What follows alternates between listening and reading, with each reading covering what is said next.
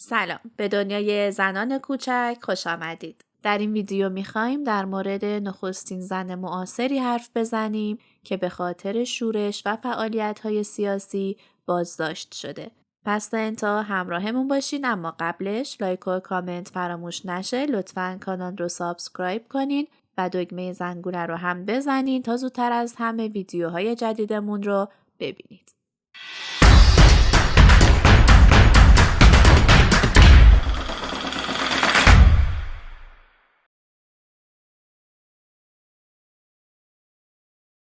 محترم اسکندری، دختر شاهزاده علی خان یعنی محمد میرزا اسکندری، از نوادگان فتح علی شاه قاجار در دوم شهریور 1274 شمسی در خانواده اشرافی در تهران متولد شد.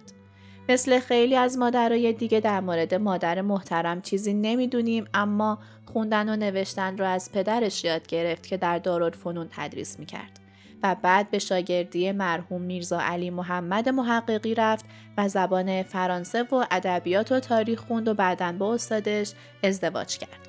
شازده علی خان مبارزی روشنفکر و مؤسس انجمن حقوق و صاحب امتیاز مجله حقوق بود. به همین دلیل محترم از همون دوران جوانی در مورد مسائل روز، به خصوص محرومیت زنان، با دوستان پدرش در جلسات انجمن ساعتها مباحثه می‌کرد. محترم در کودکی به خاطر ضربه‌ای که به ستون فقراتش وارد شده بود، با پشتی خمیده و دردی همیشگی دست و پنجه نرم می‌کرد. اما باز هم وقتی 19 سالش بود، در نخستین تظاهرات زنان روبروی مجلس شورای ملی شرکت کرد. در این تظاهرات زنان زیر چادرها کفن پوشیده بودند و به نمایندگان برای رویارویی با خواسته های ناحق شوروی التیماتوم دادند. در 20 سالگی هم در چند مدرسه دخترانه در تهران معلم بود و 2 سال بعد مدیر یکی از همون مدرسه ها در قنات آباد شد و وقتی 24 سالش بود با همکاری همسرش جمعیتی برای ترویج کالاهای ایرانی تشکیل داد.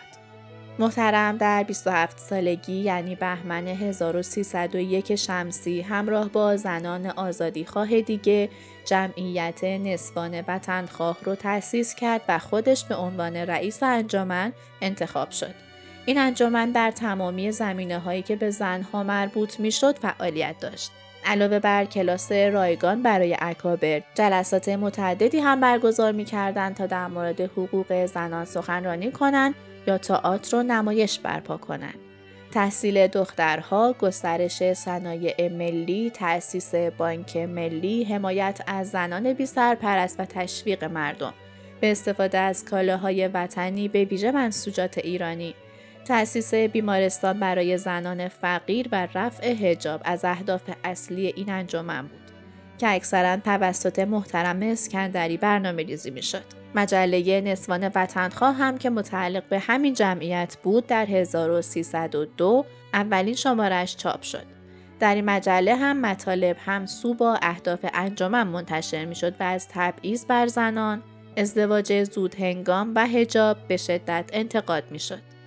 در کنار همه این تلاش‌ها، عده‌ای متعصب با تحریک روحانیون که فعالیت‌های این زنان رو علیه سنت‌های دیرینه و آموزه‌های دینی می‌دیدند، به اونها به ویژه محترم تعرض می‌کردند و در کوچه و بازار با حملات لفظی و فیزیکی اونها رو آزار می‌دادند. در همین دوران جزوه‌ای در تهران منتشر شده بود و در میدان‌های اصلی شهر توسط پسر بچه‌ها به فروش می‌رسید به نام مکر زنان. این کتابچه سراسر توهین و علیه زنان نوشته شده بود. بر اساس خاطرات اعضای انجمن اونها تصمیم گرفتن در یک روز مشخص هر کدوم هر چند نسخه که میتونن از این جزوه ها رو بگیرن و در میدان توپخانه به طور دست جمعی این نسخه ها رو به آتش بکشن.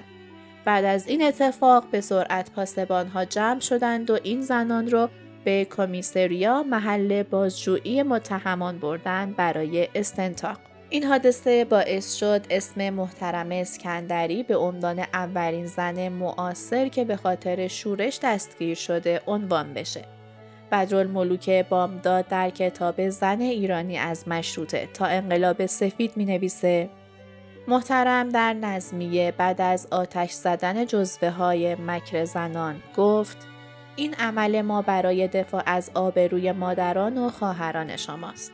ما هم مثل تمام انسان‌ها عقل داریم، مکار نیستیم. سخنان با شور و حرارت و تأثیر آمیز او در افسران نظمیه اثر کرد و اونها رو به حمایت از او برانگیخت. نورالهدی منگنه هم از اعضای هیئت مدیره انجمن در خاطراتش میگه: جوابهای ما که از روی احساسات بی‌شائبه و از روی نهایت سادگی بود، افسران شهربانی رو به خنده و مسرت آورد و از بچه‌ها التزام گرفتند که دیگر چنان کتابی را به دست نگرفته و چنان صدایی از حلقوم آنها بیرون نیاید. اداره شهربانی باطناً با پیشرفت زنان موافق بود، هرچند که متاسفانه روزنامه‌های اون زمان در این مورد چیزی ننوشتند.